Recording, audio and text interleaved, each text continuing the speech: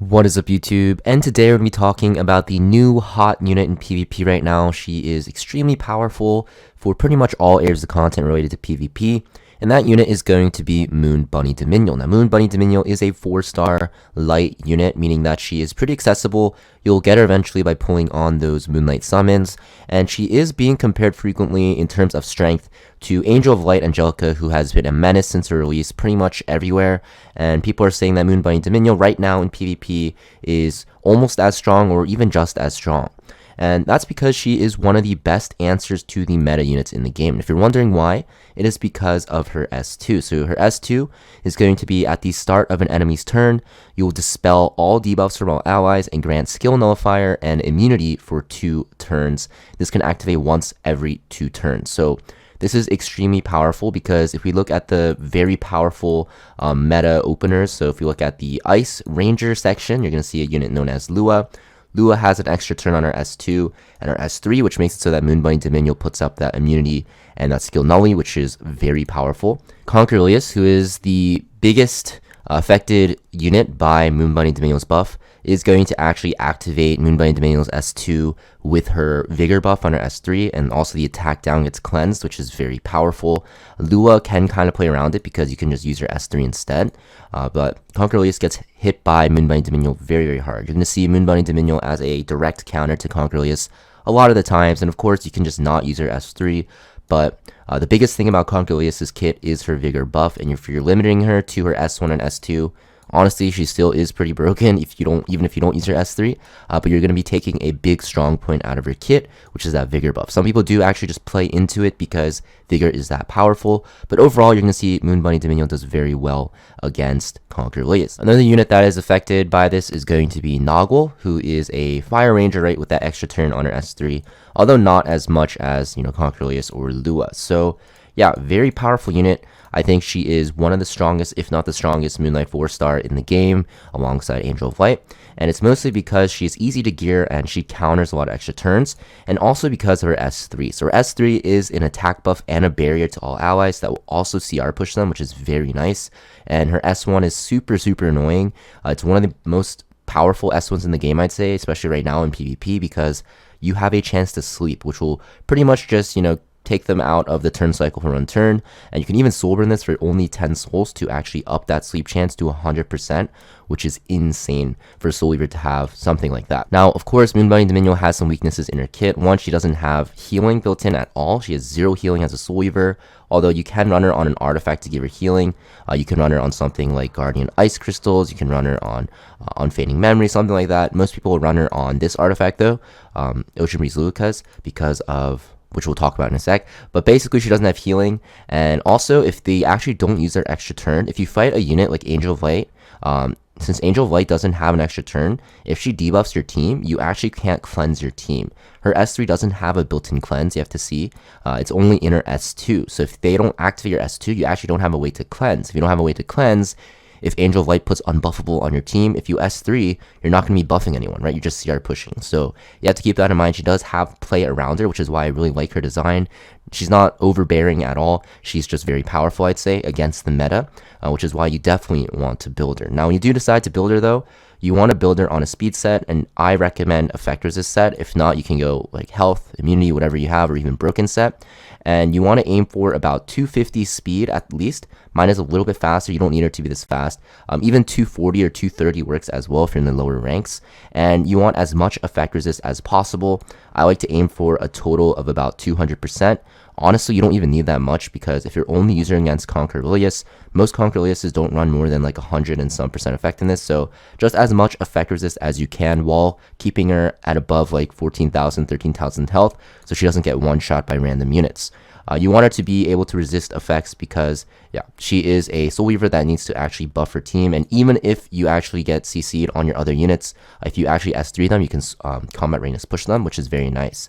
For her artifact, like I mentioned, this artifact, Soul Constellation, is going to be the best artifact on her in my opinion because it gives her a ton more effect resist, 40%, which is crazy. And also, you're going to see when an enemy uses a non-attack skill, which is Conqueror uses S3, also Lua's S3, you're going to actually cut as well. So you have a lot of ways to cut. And because of this, she's also very good into units such as like Rand, because Rand has that S2 that will activate this, and also her passive, even against like Payras, right? Against Cleave, you have ways to do it, even against something like a Summertime Assyria. When Summertime Assyria activates her S2, you actually cut with this, so you can actually boost your team with your S3 and actually take the enemy by surprise. There's a lot of reasons why this artifact's good, and it's very good on Moon Bunny Dominiel because she has a way to push up the CR of her allies as well and surprise people. If you look at the usage statistics, you're going to see that she's going to be in the top users here besides Ocean Breeze Luca, who is very good with it, and it's not even close, right? You have Moon Bunny Dominiel almost 10 times more than the next unit because it is just that good on her. And even at plus 15, it is fine. I have my plus 15 one ready if I really want to use this on someone else. But plus 30 is obviously better because you get a more CR push and just more stats. Now, if you don't have Soul Constellation because you missed the banner, you can actually run her on Guardian Ice Crystals, which is Amelia's limited artifact or collab artifact. Very, very good on her as well. It's, kind of makes up for the point that she doesn't have any healing and will make her actually, not that as bad. You can also use an artifact such as Fan of Light and Dark. If her S2 procs and then you S3, you can actually boost the ally even more and give them a critical hit damage buff, although I don't really recommend this one because there's some RNG on it and it's not that great in my opinion. You can also use something like Rod of Amaryllis if you want to heal with your S3. Not recommended either. You can even use something like Celestine, I believe, if you want to actually heal on your S1. This one is decent because she's very fast and you are only using your S3 and S1, so you get a lot more S1s off. A lot of options. There's even 4-star options, right? You can use Maga Raha's Tome. You can use Eternus to try to cut. You can use Wondrous Potion Vial for more cleansing. Because her S3 doesn't have a cleanse, this is a very good option as well. If you want to make her tanky, Water's Origin, Soulweaver artifacts are generally very diverse. You can choose whatever you want for your playstyle. It's really up to you, but I personally recommend this one if you have it. So, yeah, like I said, if you just follow the stat guidelines, you can just whip her out against Conqueror Elias's and RTA, Guild Wars, Arena.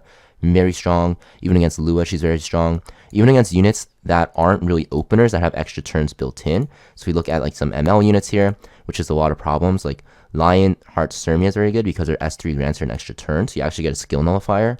Even a unit such as Spectre Tenebria is very weak against Moon Bunny Dominiel because Spectre Tenebria really relies on her Soulburn effect, which is an extra turn to actually finish off battles. So this is a direct counter to her as well, I'd say. Not direct, but kind of direct, if you get what I'm saying. Indirect, I'd say. But yeah, that's why you actually see units like Moon Bunny Dominiel get picked a lot very often. First. You see her picked first very often is what I mean to say, because she is a very safe blind pick, I'd say, in the current meta for RTA and PvP.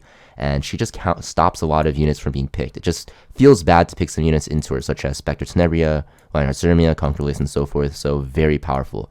I think she is almost as strong as Angel of Light. I would personally say that she's stronger right now overall for most playstyles, because Angel of Light, you can just bring like Meteor Calric or Cleansers into her. But Moon Bunny Dominiel, if you don't actually play into her S2, she still has that CR push and that attack buff and barrier, which is super strong. And her S1 is super, super annoying, trust me. It's this thing, I cannot tell you how many games I've lost because of this. And because sleep actually reduces evasion as well, if you actually just sleep evasion units as well, they will just die the next turn, so it's super annoying. If you guys have her built, let me know how your stats differ from mine. I think mine is pretty well built. Like I said, you don't need as much speed. 230 is fine, and you don't need as much ER.